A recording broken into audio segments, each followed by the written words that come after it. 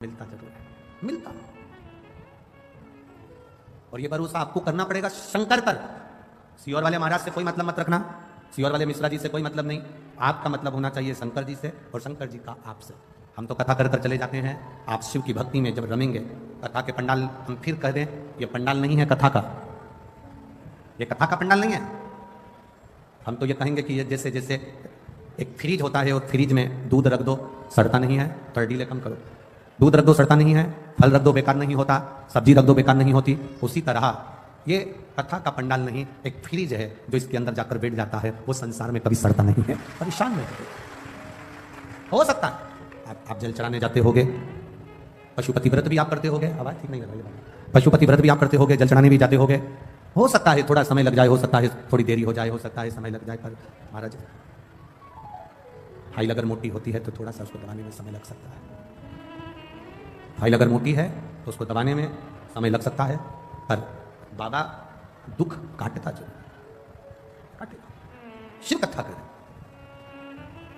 उस जुआरी ने मिट्टी में, रेत में सने हुए फूल को, मिट्टी में सने हुए पुष्प को, मिट्टी में सने हुए उस गजरे को, मिट्टी में सने हुए उस बीड़े को, तांबुल को, पान को भगवान के ऊपर फेंक दिया था, भगवान को दे दिया था। और वो लेखनी में लिखा गया कि इसने भले अगर नशे में था तो फेंक देता, तो गटर में फेंकता, नाली में फेंकता, दूसरी जगह ले जाकर फेंकता, पर उसने फेंका तो देवादिदेव महादेव के चरणों में फेंका, शिव जी के पास, भगवान शंकर के पावन चरणों में फेंका।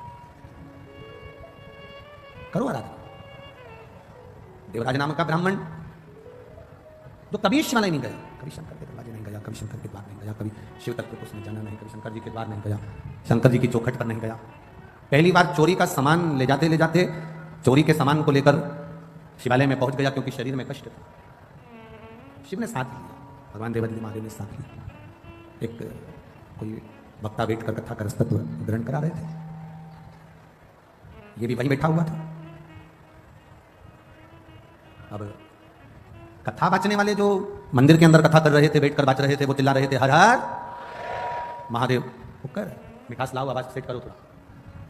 वो हर हर महादेव चिल्ला रहे हैं, वो हर हर महादेव बोल रहे हैं, पर देवराज को अच्छा नहीं लग रहा,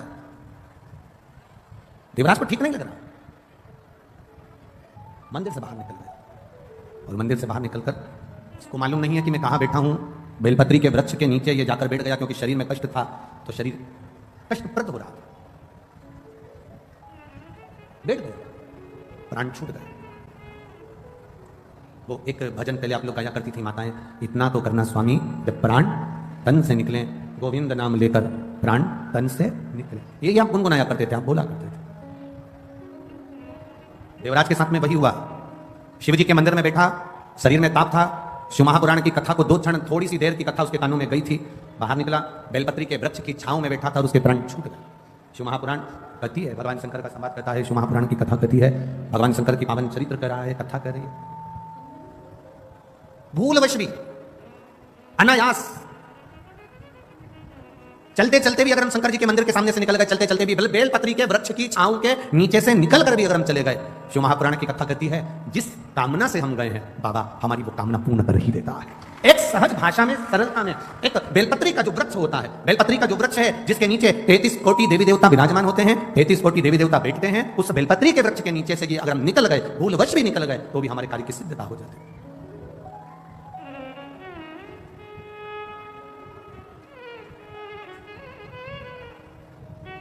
देखिए, देवराज के प्राण चले गए, देवराज के प्राण छूट गए। अब जब प्राण छूटे तो शिव जी की एक लीला बड़ी विचित्र है। भगवान का नाम लेने वाले के जब प्राण छूटते हैं तो उनको लेने के लिए भगवान नारायण के पार्षद पहुंचते हैं, भगवान नारायण के पार्षद पहुंचते हैं।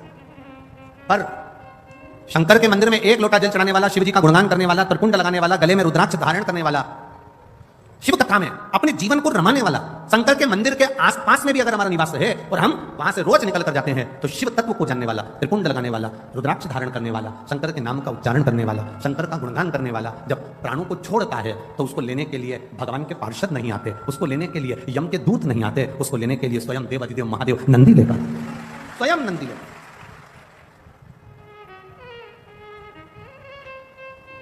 ये एक रिश्तेदारी मजबूत बनाने का क्रम है। यहाँ जहाँ से वीआईपी लोग अंदर प्रवेश करते हैं ना, यही दरवाजा है ना? अरे बोलो तो जम के। हाँ, तो यहाँ पर से जब वीआईपी लोग अंदर प्रवेश करते हैं और कोई को अंदर नहीं आने दिया जाता है तो वो तुरंत कह देती है, लगाऊं अभी फोन, अभी फोन लगाऊं क्या? अब वीआईपी लोग अब वो बोल रहे कि तुम्हारा कार्ड दिखाओ ना, दिया होगा ना बैठने के लिए, वो कहाँ है? मैं घर भूल आई, दिखाऊं? बोल रही हूं ना मैं, मेरे को अंदर जाना है। बोला कि नहीं बोला मैंने? लगाऊं फोन अभी यार? एक जरा सा फोन उसको दरवाजे से अंदर कर दिया तो एक जरा सा श्री शिवाय नमस्तुभ्यम तुम्हें भी बैकुंठ के अंदर कर दिया। एक बार बस। जितने तुम कथा सुन रहे हो ना, जितने आस्था चैनल पर कथा सुन रहे हो, जितने फेसबुक यूट्यूब पर कथा सुन रहे हो और जितने पंडाल में बैठकर कथा सुन रहे हो ना, तुमको हल्के फुल्के नहीं हो। इनकी पहचान किसी नेता मंत्री संतरी कलंतरी प्रशासन अधिकारी से होगी, तुम्हारी पहचान तो डायरेक्ट आगे की चिंता करो। यहां भले तुम आगे नहीं बैठ पाओ पर पक्का वहां तुम आगे ही मिलोगे, निश्चित है। तुम्हारी भक्ति, तुम्हारा विश्वास, तुम्हारी दृढ़ता, तुम्हारा भरोसा, तुम यहाँ अगर कथा में आए हो ना तो ये किसी दूसरे के भरोसे नहीं। भोलेनाथ दया करना, हम तेरे भरोसे, मैं तेरे भरोसे। आप किसी और के भरोसे पर नहीं, आप शिव के भरोसे पर जीना चालू करो। आप शंकर के आश्रित होकर जीना चालू करो। और जब शिव के आश्रित होकर जियोगे तो एक सुख का अनुभव अपनी जिंदगी में कर लो। देवराज को लेने के लिए भगवान शंकर अपना नंदी लेकर आए। नंदी पर से मेरे भोलेनाथ जी नीचे उतर गए, नंदी पर देवराज को बिठाने लगे। नंदी पर जब देवराज को बिठाने लगे तो नंदी पर बैठते समय देवराज जी जब चले शंकर भगवान लेकर, नंदी को पकड़कर शंकर भगवान देवराज को नंदी पर बिठाकर जब चले तो देवराज ने प्रश्न किया, मैंने पुण्य कौन सा करा था? मैं तो ब्राह्मण के घर में जन्मा था पर चोर था। मैं ब्राह्मण के घर में जन्म लिया पर मैंने कभी अच्छा काम नहीं किया। मैंने चोरी करी, वैश्यावृत्ति करी, जुआ खेला, मदिरापान करा, मांसाहार करा, भक्षण करा, गलत गलत काम करे। फिर मैंने पुण्य कौन सा कर दिया जो मैं शंकर भगवान आपके नंदी पर बैठकर कैलाश धाम जा रहा हूं? मैंने पुण्य कौन सा करा? शंकर भगवान तो नहीं बोले, नंदी कह दिया। भृंगी, श्रृंगी, नंदी तीनों ने कहा तूने पुण्य नहीं करा। तेरी बूढ़ी माँ रोज शंकर जी के मंदिर में 1 लोटा जल चढ़ाने जाती थी, शिवालय में 1 लोटा जल चढ़ाने जाती थी। जो नारी शिव के मंदिर में 1 लोटा जल चढ़ाती है वो 7 पीढ़ी अपनी नहीं 71 पीढ़ी मायके की और 71 पीढ़ी ससुराल की तार देती है। 7 पीढ़ी तक का भाव नहीं कहा गया, यहाँ 71 पीढ़ी का भाव कहा। एक पीढ़ी नहीं, ना जाने कितनी पीढ़ियां। यदि हम जा रहे हैं मार्ग से जाते जाते अगर हमारा चित्त, हमारा भाव शुद्ध है तो मिलता है। आप लोग इतनी दूर दूर से, कोई ना जाने कहां से, कोई ना जाने कहां से आया होगा, गाड़ी से आए होगे, तो ईमानदारी से बोलो तुम हर कोई सा ड्राइवर लेकर आ गए क्या? जिस ड्राइवर पर तुम्हारा भरोसा होता है, जो ड्राइवर समय पर पहुंचा दे, जिस ड्राइवर ने रास्ता दिखाओ, जिस ड्राइवर को अच्छे से गाड़ी आती हो, पंचर मंचर हो जाए तो सुधार दे, गाड़ी गड़बड़ हो तो संभाल ले, ऐसे ड्राइवर को साथ लेकर चलती हो। बोलो सही है कि गलत है? हर किसी के साथ चले जाओगे क्या? तुम्हें जाना है बद्रीनाथ, केदारनाथ, यमुनोत्री, गंगोत्री, कहीं जाना है काशी, कहीं जाना है कहीं, और तुमने कह दिया ड्राइवर भेज दो। अब ड्राइवर भी तो ऐसा होना चाहिए जो गाड़ी चला ले, ड्राइवर भी तो ऐसा हो जो पंचर सुधार ले, ड्राइवर भी तो ऐसा हो जो तुम्हारा कार्य कर ले, ड्राइवर भी तो ऐसा हो जो तुम्हें रास्ता दिखाकर आराम से मंजिल तक पहुंचा दे। तो गाड़ी पर बैठने से पहले ड्राइवर कौन है ये देखा जाता है कि हमें लेकर कौन जा रहा है। उसी तरह संसार सागर में चलते चलते चलते चलते हमें यह देखा जाता है कि हम आखिरी में अपनी मंजिल तक, ड्राइवर अगर सही होगा तो मंजिल तक पहुंचने में देरी नहीं लगेगी, हम वहां तक पहुंच जाएंगे।